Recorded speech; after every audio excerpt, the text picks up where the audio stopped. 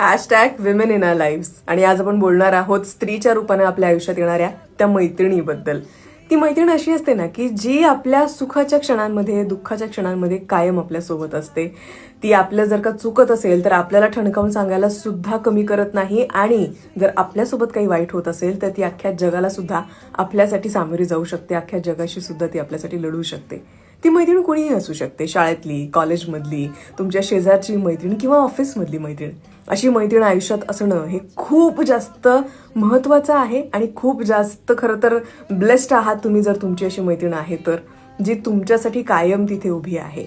अशी ती मैत्रीण जी एका स्त्रीच्या रूपानं, मैत्रीच्या नात्यानं आपल्या आयुष्यात येते.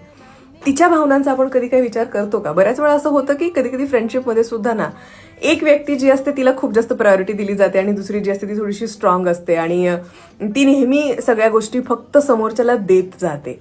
सो अशा एका